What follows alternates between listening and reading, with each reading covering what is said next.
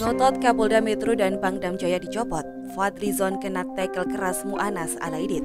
Ditulis oleh Ferry Fadli dari Siwo.com. Tidak berlebihan kalau politisi Gerindra Fadlizon itu disebut sebagai politisi kacau balau. Pertanyaannya, kok bisa begitu? Karena kelakuannya itu loh yang memang hancur berantakan dan terkadang tidak direstui oleh alam. Kita ambil contoh sederhana saja, setiap capres yang pernah selfie dengannya pasti kalah di Pilpres. Di antaranya capres yang pernah jadi korban apesnya foto bareng Fadlizon tersebut adalah Prabowo dan Donald Trump. Padahal Trump itu bisa dikatakan kandidat capres Amerika terkuat loh. Secara dia kan petahana, yang bisa memanfaatkan fasilitas negara beserta kekuasaannya untuk mempertahankan kursi kepresidenan. Sebelum kita lanjut ke videonya, mari rame-rame dukung channel ini dengan tekan tombol subscribe dan nyalakan lonceng notifikasi agar Anda jadi yang pertama mendapatkan informasi dari channel Paradigma, dan jangan lupa tonton videonya sampai selesai. Tapi setelah selfie bareng Fadlizon, akhirnya dia kalah juga oleh Joe Biden.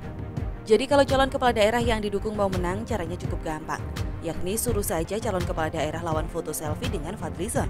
Selanjutnya, si Fadli ini tipikal orang yang tidak konsisten antara perkataan dan perbuatan. Ia mengaku anti komunis, tapi bawa karangan bunga ke makam mbahnya komunis Karl Marx, serta mengidolakan presiden negara komunis Rusia yakni Vladimir Putin. Kemudian Doi juga mengaku pro terhadap perjuangan rakyat Palestina, tapi yang dilakukannya malah asik mendukung Donald Trump yang jelas-jelas memusuhi Palestina dan berpihak kepada Israel. Begitupun dengan nyinyirannya itu, nauzubillah min dzalik, mengerikan. Melebihi nyinyiran emak-emak yang memang sudah cerewet sejak lahir dan lagi PMS, serta kehilangan celana dalam di jemuran yang baru saja dibeli secara kredit. Sison pernah nyinyirin pemerintah dengan mengatakan komitmen pemerintah terhadap pemberantasan korupsi lemah. Saya menilai upaya pemerintah mendorong pemberantasan korupsi Indonesia jalan di tempat. Bahkan kebijakan-kebijakan yang dikeluarkan pemerintah mendukung pemberantasan korupsi bisa dikatakan masih artifisial, tak substantif, ujarnya kala itu. Ternyata komitmen bosnya sendiri, Prabowo, yang lemah terhadap pemberantasan korupsi. Terbukti ketika ada kader Gerindra yang korupsi, yakni Edi Prabowo, ia tidak mau menepati janjinya untuk memenjarakan sendiri si Edi tersebut. Padahal di debat Pilpres 2019 dulu berkoar-koar dengan mengatakan, kalau ada kader Gerindra yang korupsi, saya sendiri yang masukkannya ke penjara. Ternyata itu tidak dilakukan. Terakhir, ini yang lucu dan bikin ngakak sambil guling-guling di pasir. Si Fadli ini kan bukan presiden, bukan pula pendukung pemerintah, tidak berkontribusi apa-apa terhadap kemenangan Jokowi 2 periode, tapi mintanya itu loh, gede banget. Yakni minta Kapolda Metro Jaya Muhammad Fadil Imran dan Pangdam Jaya Dudung Abdurrahman dicopot dari jabatannya. Kelihatan banget kalau Doi itu nggak tahu diri sekaligus nggak punya malu. Mungkin Presiden Jokowi dan Kapolri Jenderal Idam Aziz langsung bergumam pasca tahu permintaan Fadlizon itu. Siapa loh? Untuk lebih jelasnya berikut pernyataan Om Zon tersebut. Saya sependapat sebaiknya segera copot Kapolda Metro dan Pangdam Jaya. Keduanya telah menodai citra Polri dan TNI, sehingga terjadi kegaduhan dan ketidakpercayaan publik. Jadikan institusi TNI dan Polri profesional, mengayomi rakyat dan menjaga negara. Jadi dari pernyataannya itu, selain terbongkar kalau dia memang nggak punya urat malu, ketawa juga kalau ternyata si Fadli ini merupakan pendukung FPI dan Rizik Syihab. Kadrun juga nih orang. Karena sebagaimana kita ketahui bahwa saat ini baik Kapolda Metro Jaya maupun Pangdam Jaya lagi menertibkan gerombolan perusuh itu. Bahkan imam besar mereka, Rizik Syihab, saat ini sudah dijebloskan ke penjara lantaran memprovokasi massa untuk melakukan kerumunan. Pertanyaannya, kenapa sih Fadli begitu getol membela laskar FPI dan Rizik itu? Ada apa gerangan? Jawabannya lagi-lagi soal kepentingan politik belaka. Karena sebagaimana kita ketahui bahwa kelompok FPI yang lagi kena masalah ini bisa dikatakan belum ada yang menunggangi. Sementara mereka butuh sosok sebagai pembela. PKS, JK, hingga Partai Berkarya tidak terlalu getol membela kelompok ini. Hingga Fadlizon coba memanfaatkan momentum seperti Ronin tersebut, yakni samurai yang kehilangan tuannya. Ia tampil sebagai pembela sekaligus tuan bagi FPI, yang tujuannya agar masa kadrun itu memilihnya kembali sebagai anggota DPR RI periode berikutnya. Jadi intinya entah disadari atau tidak oleh massa FPI, Fadlizon ini berusaha untuk menunggangi mereka.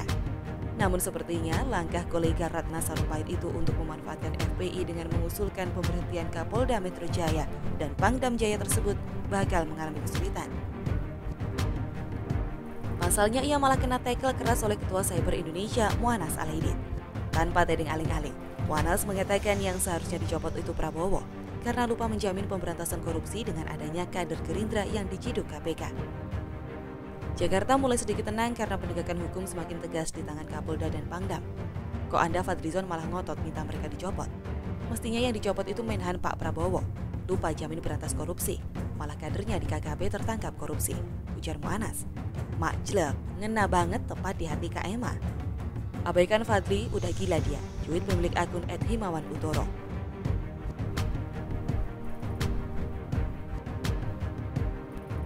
Aksi 1812 bukti rusaknya akhlak, netizen teriak hancurkan FPI now or never. Ditulis oleh Nina Nur dari siwa.com. Ada satu kesuksesan Rizik Syihab yang harus kita akui, yakni berhasilnya dia menciptakan para pengikut yang militan, radikal, dan intoleran. Yang mau membela dan mendukung Rizik dengan membabi buta, sampai berpikir jernih pun mereka tidak mau. Mereka percaya dengan segala ucapan Rizik, percaya dengan segala umpatan dan makian yang keluar dari mulut Rizik. Bahkan mengaminkan dan membalasnya dengan ucapan takbir. Melupakan prinsip dasar Islam sebagai agama yang rahmatan lil alamin, bahwa agama Islam itu sebagai rahmat bagi seluruh alam. Sebelum kita lanjut ke videonya, mari rame-rame dukung channel ini dengan tekan tombol subscribe dan nyalakan lonceng notifikasi agar Anda jadi yang pertama mendapatkan informasi dari channel Paradigma, dan jangan lupa tonton videonya sampai selesai. Entah bagaimana sampai para pengikut Rizik ini melupakan akal sehat mereka. Sulit bagi kita yang waras ini untuk memahaminya. Lihat saja yang terjadi pasca ditetapkannya Rizik sebagai tersangka kasus kerumunan di Petamburan. Seorang pemuda simpatisan FPI membuat video ancaman terhadap aparat kepolisian. Saya Muhammad Umar, jikalau Habib Rizik ditangkap, polisi akan berhadapan dengan saya dan saya akan penggal kepalanya, ujarnya dalam video yang dia sebarkan sendiri di media sosial.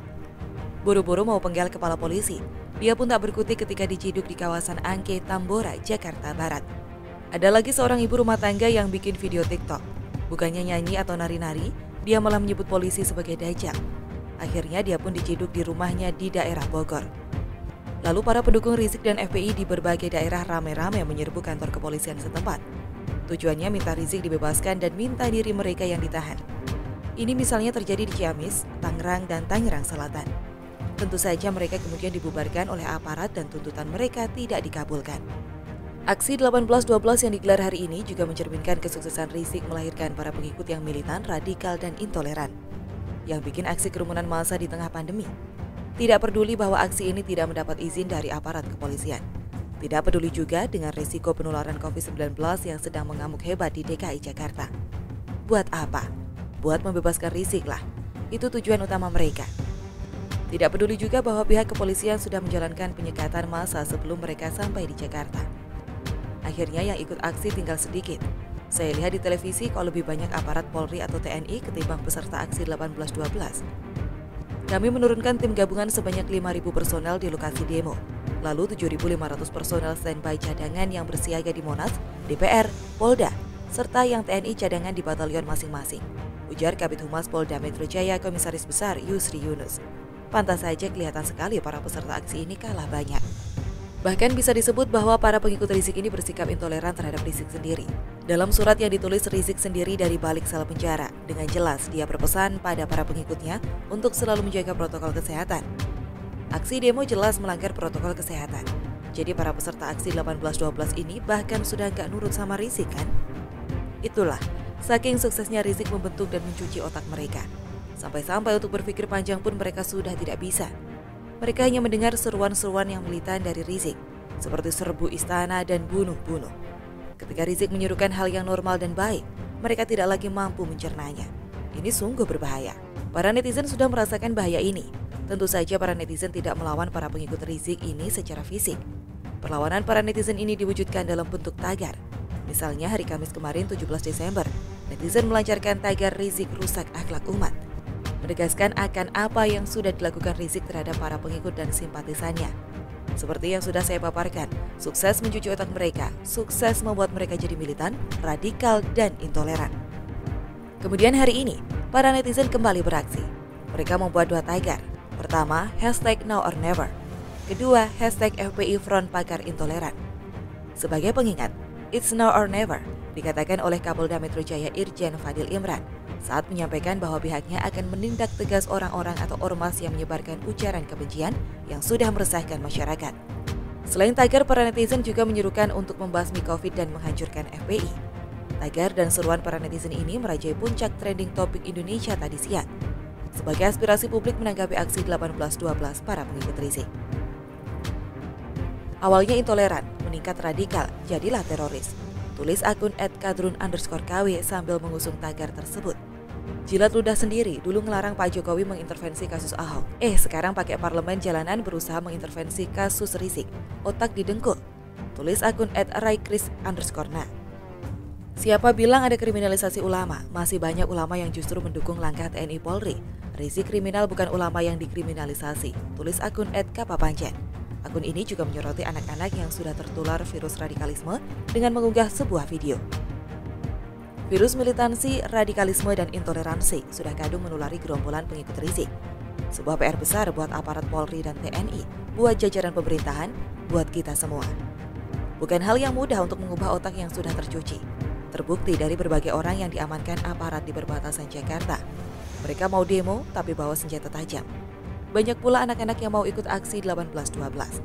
Ada pula anak-anak yang sudah memakai seragam FPI. Miris memang. Namun kalau sudah tidak bisa dihimbau, ya sudah, ditangkap saja.